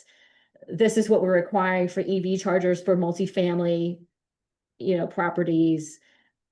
This is what we're asking, you know, commercial businesses to do. I, you know, just maybe just some high level stuff just to give people a sense of, you know, this is what's happening. And by the way, I also got an email from a resident who was very concerned about her gas stove, you know, and like what is, you know, adopting the tier 1 codes, like what does that mean for her gas stove? And you know, and what I told her was, well, if you're not remodeling more than 50% of your house, you know, you can keep your gas stove. I mean, that's what I told her. But I think just a real basic like overview of, here are the codes.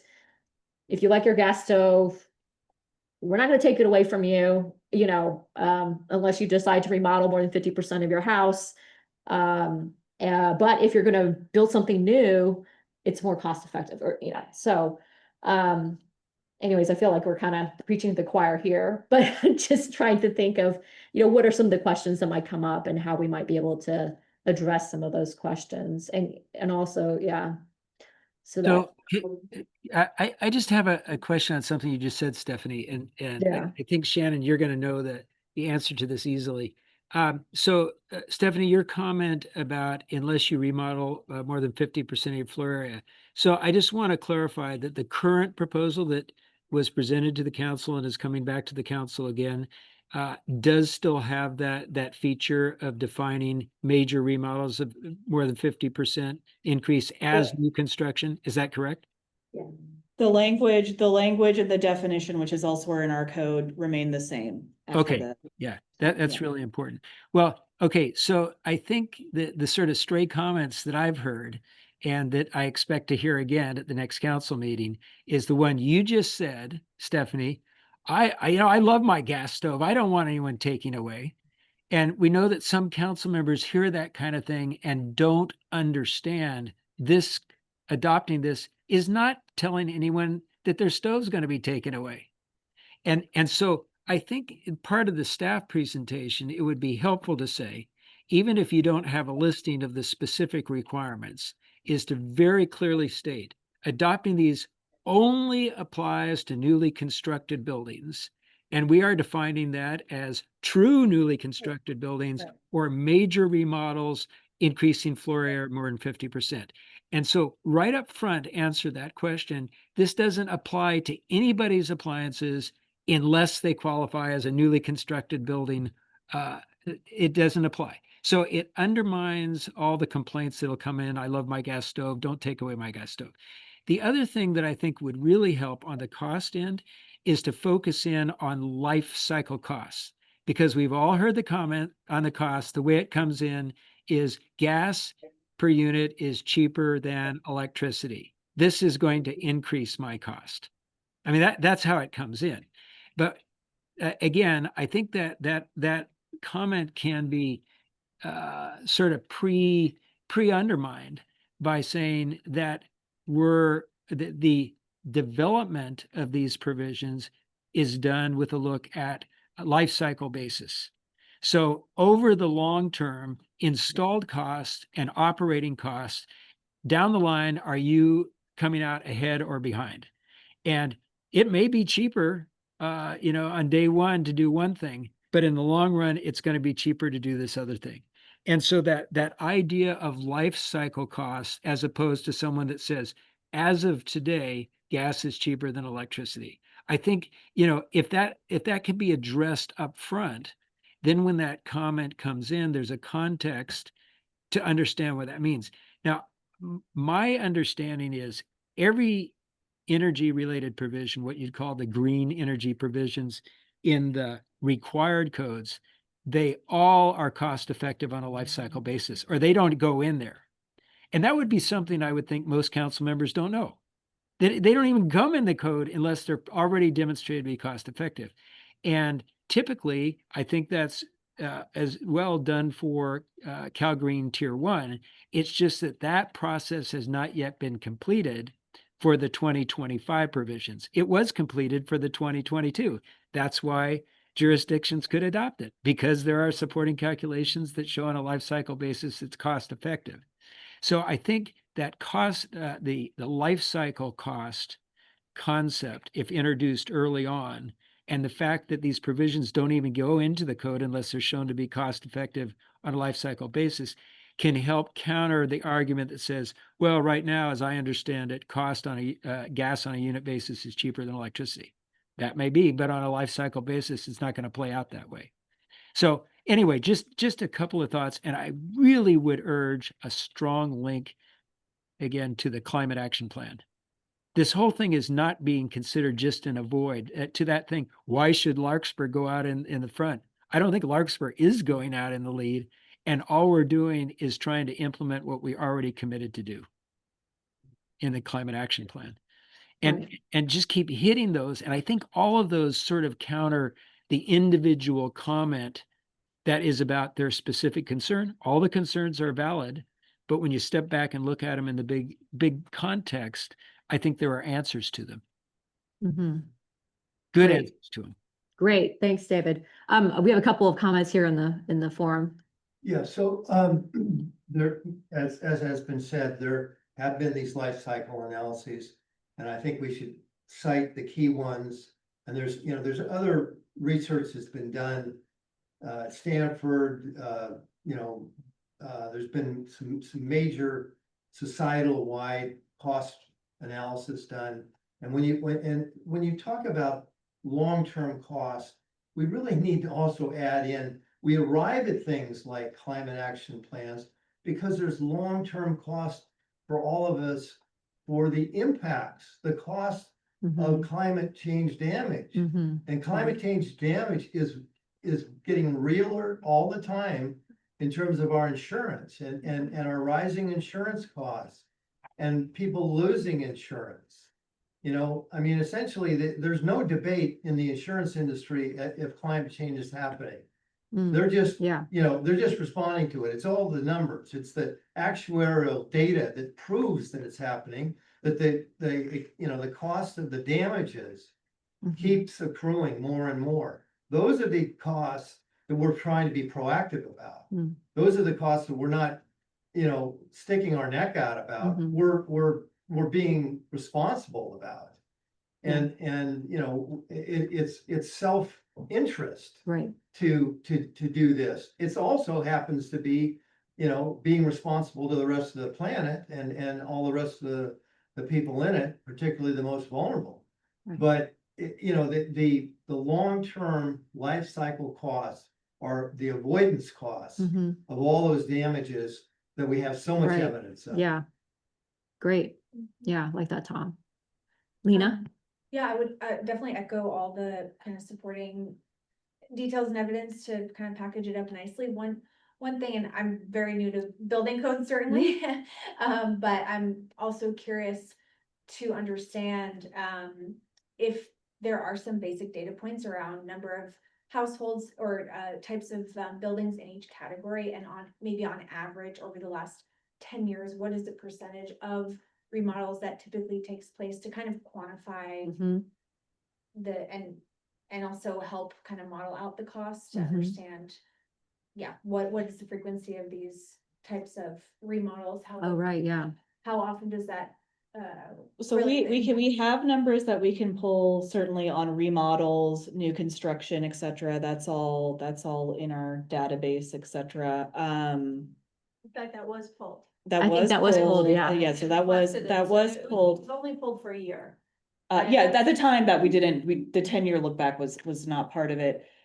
To run the analysis on, and this speaks to kind of the point of, again, I don't want to put words in everyone's mouth, but some of the things with electrification, et cetera, is it gets better and cheaper, and also there's just fluctuation. So if you were to do the cost of how things were done then, we do not have granular data about like what exactly were they doing, et cetera. And then if we had all these requirements in Calgary and Tier 1, what would the cost look like now?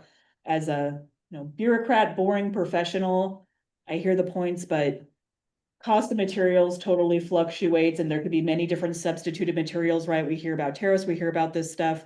There are different kinds of batteries now than there were, and some of the batteries that were totally cost prohibitive, they're using different rare earth metals. So now but between scaling up and what you're using, the cost has changed. So that's part of, I don't want to say the challenge, but I wouldn't want to give basically junk data or like junk analysis, et cetera, because that's all bad. I get that that's really compelling. And there's some of these larger studies where over time they talk about you know, how things have worked out in the field, et cetera, and where things are, but it's both a moving target, and it can be moving in both directions, right? I'm not trying to undermine any of the points here, but tariffs make a difference. If electricity rates are raised not at parity with gas in California, that can also make a difference in your modeling. Right. One thing that would be easy to pull, and I think kind of isn't exactly what Lena said, but you're probably maybe not fully familiar with like housing element stuff. But from the housing element, we had whatever, I mean, you guys have this memorized, but like 850 or something units that we have to build. And the city council's already approved it. And so one of the and that's way more than's been built in the last 20 years. So you wouldn't see that if you pulled the last 10 years.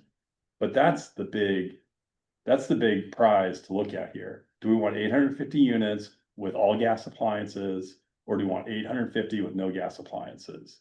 Like that would be an easy stat to pull, because that's gonna be more meaningful than the retrofits in terms of if we're thinking about greenhouse gas emissions. It's just a bigger piece. It's also cheaper. It's easier when you're building from scratch, which is what most of the things in the housing element are gonna be. Those are 850 buildings that don't exist right now, but will likely be built as interest rates come down in the next several years. But I like Lena's statistic, or, you know, because I think it will show that realistically, it only really captures a very small percentage of Right. retrofits, like. But I'm trying to It's not a huge- piggyback on Yeah, that yeah. and say, you know, Right. yes, here's an estimate of retrofits based on historic data. Right, But we also, by the way, know that something that's a little bit of an anomaly on a time series right. is I don't know, I It is, apologize. it's about 850 units. Right. 800 Yeah, We have 850 units which Right. for a community of 12,000 people is a lot. So like, I think that should be in the materials. Mhm. That should be something that's easy to put in. Like, that's a big part of what we're talking about. And it's gonna save money, because you don't have to put in a bunch of piping, and you don't need a lot of plumbers to lay all the gas pipes. Mhm. Sarah, did you have something? No, Okay. I'm just thinking about what JJ is saying and you know. Not to be a naysayer, but if they are building affordable housing, then they don't necessarily have to follow all the rules. They can do what they want. to make it meet the number, Fair, you but know? affordable So- housing's what, like 20% of that, maybe 10%, I don't know, it's not 100% of it. I'm just saying, it's difficult to get the right data set to be able to Yeah. provide something that is very cohesive and is a strong argument, because as Shannon was saying, like, there's so many ways you can pull it apart, but, I do think just in sheer numbers, we did ask for that data, like how many new homes were built in Lawrenceburg last year, how many remodels were done. I don't know that we actually have that, we probably do, but I didn't ask for, you know, how many of those qualified for greater than 50% square footage. Well, also we've changed, like the way, this is like, again, so technical. But between fire codes and the way our building department works, over time, it's evolved the parameters around that. So again, you're not exactly comparing apples to apples necessarily. It's pretty close. Hey, can I, I like your point, but yeah, I don't know what the percent is, but it's a subset of that 850 that would be affordable. It wouldn't be Right. Right. the majority of it. you know, as- can I just add one point on this remodel stuff? There's been lately a number of residential projects brought to the planning commission, and some of them have made it to the city council on appeal as well, that are taking modest size homes and like more than doubling their size. You guys all know this, you know, they go from Right. 1,500 square foot or 800 square foot to 4,000 square feet. And that's another pushback point on the argument about costs. I mean, the people we've heard, the comments about costs, they're not out there doubling the size of their building. And it's a real thing. You know, if somebody's on a fixed income and they're worried that somehow they don't understand what's being considered here and somehow it's going to cause them to have to do something, it's a valid concern. But if you go right back to that definition of newly constructed building, an increase in square footage of 50% more, or more than 50% of the walls torn down, and just point out that there's been a number of recent projects, and there's some pending right now in Larkspur that are exactly that, taking modest size houses and turning them from modest size to huge size. For somebody who's going to spend $2, $3, $4 million doing that project, the added expense, if there is any, of going all electric is insignificant. It's quite a bit deal than, you know, the pensioner on a fixed income, blah, blah, blah. So I'm just saying, but the people who speak up about that tend to be that potentially fixed income person who's just worried. Hey, are you guys Right. considering something that's going to increase my costs? And that's not who's going to be affected. And somehow I think the council members need to hear that. So I think the link that possibly could be made, rather than casting the net back several years, different circumstances, how would this have played out, is just cast the net back 6 months. In the last 6 months in Larkspur, there have been 7 or 10 or whatever the number is, proposals to make small houses into giant houses. This would apply to those, and those people are spending millions of dollars per project. This is not a cost issue to them. And it doesn't apply to people that are not doing that. And just state that really clearly, seems to me would be very helpful. Do we have that data? I am not gonna commit on the spot because those data sets live with the community development department, so. Right. Yeah. Yes. No, it's not great, but that's why I'm saying I'm not Yeah. committing on the spot, because I don't know for sure. I think the other thing too that I just want to be really clear about here is it'll be appropriate, and I'll put in the staff meeting, any public or any staff report, any public comment, et cetera, and then it's appropriate to say there was comment at the Climate Action Forum, et cetera, and integrate it that way versus staff talking points, et cetera. Also, I do just want to bring home the kind of boring process that one of the things forward is to that as a staff member, you know, and as a professional, that we're on a timeline. We've talked about it before and it was voted to move forward, which again, things can change. There was additional data requested and, you know, and here is what it is. But I think the time sensitivity and the regulatory part of that and why we're here is also just really important. And the real takeaway from staff about what this exact exercise is. But we can address and say that this was brought up by, you know, these were questions for from the community and from the, you know, Climate Action Forum, et cetera, and integrated that way. Okay, great. You know, Yeah. to make it clear, you know, what came from the community and was asked of staff versus asked to be put directly in a report and make it seem like it was the staff report was workshopped in a climate action forum, because that's. Right, yeah, the yeah. case. Yeah, Just but wanna be these clear. issues, but these issues and questions Are of came up. interest. Yeah. Right. So we're right at 8:21. I want to be respectful of everybody's time and make sure, again, if I can answer anything about the process, et cetera. Again, I appreciate everyone hanging with us, especially when we had the first meeting. A lot of what was happening on the back end was to see regulatory, just what we could do, what we couldn't do with readings, et cetera, who we had to talk to on this timeline, and if they were going to talk to us on the timeline.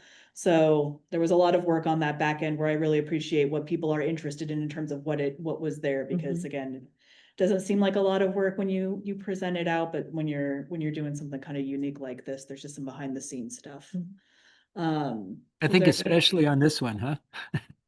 Yeah, never thought I'd be talking to the CC as assistant city manager. Shannon, Very unique. one thought sort of on what Dave was saying, one benefit of framing it his way of saying, we're talking about major renos that are, at least $500,000 or over $1 million. Like, if you frame it a certain way like that, you're gonna reduce the likelihood that the meeting's gonna go till 11 PM or midnight.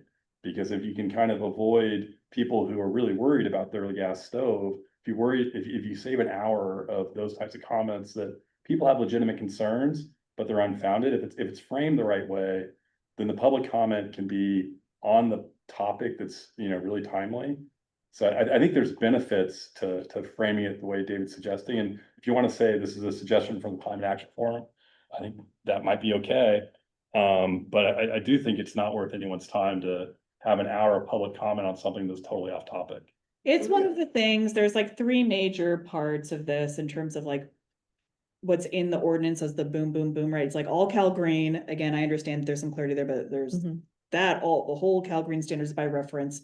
And then the remodel threshold is what's unique. It's elsewhere in our code, but that's where we actually ask for a carve out exception, which a lot of folks would not be subject to for minor or moderate. remodels. Right, yeah, just making that So clear that's for appropriate. people. And then the Yeah. third one is that we have the preamble now that goes, or some changing in the ordinance, changing the word ordinance that kind of strengthens up the language around general plan as a And I sustainability keep element. talking to you, which maybe I should be talking to you too, but like, Mhm. cause like, you 5 are up there or whatever, but like, there will be someone that stands up that's 80 years old and is like really worried about their gas stove and they want to talk, but like, Mhm. just framing this the right way will be really a more effective use for it. Mhm. So with that, if we want to kind of wrap this up, and then we had other things. I'm an ambitious person. We put lots of things on the agenda. It hasn't fallen off. One of our involved, members of our climate community is actually on vacation. So I think we can discuss at the next meeting, some of the stuff around the tracker and the CAF, et cetera. It would be Oh, great, appropriate when yeah. she's there. Right. And then we've had it twice for a presentation about electrifications of fleets and landscaping equipment, et cetera. I have that in the can. This is maybe a suggestion to our liaison, et cetera. We've had it twice. It seems like there's a lot of interest from the forum to see if council's interested Yeah. in bringing this up. Yeah. It's up to you, but I would feel comfortable as a staff member to just see if there would be, if the council would like a presentation on this as a business item before the community, and to see, to have staff agendize it or something, if you want to move it forward. If not, I'm happy to continue this item to another meeting of the Climate Action Forum, but it's just twice that it's kind of on the back burner, and I didn't want to make it seem like we just kept putting it off on the forum if the liaison would like it elevated to council. No, I think it would be appropriate just to make sure we get it on our next agenda. Okay, I just wanted to. Yeah, I think that this whole, need to address this ordinance that's coming for second reading at council, and the time sensitivity of it all has precipitated, and I definitely think our CAF understands that, and it's a priority for CAF too. I mean, everybody in CAF would like to see council pass the adoption of the green code, so I think it's fine. Thanks, Shannon, for asking. Okay, and then if there's anything else for folks, if we wrap up, just to make sure everyone's heard, et cetera, before we adjourn. Thanks for being here Yeah, this thank evening. you. I have a quick question. I can see Tom Flynn showed up. Did anyone else join that wasn't introduced? Just Tom. No. Just Tom. Thank you. I got lots of vacation notices from folks. Yeah, There's yeah. lots of folks probably saw the agenda who are enjoying their August. Yeah. But we're thankful Tom was able to join. Yes. Yes. For sure. Thank you. And everyone. I mean, this Yeah, has, no, this absolutely. has It's a real great discussion. value, what we're doing here. You know, Yeah. it I may not be agree. as big as some of the others, but this is rich and I think important and valuable conversation. And I hope it plays out in the council meeting next week. Right. Thank you, David. All And we right. invite your friends to the council Yeah. meeting. This is a good one to bring people. We need a lot of public comment. Great. With that, I think we'll adjourn and I'll end the meeting for everyone. Thank you. Thank you. Thanks.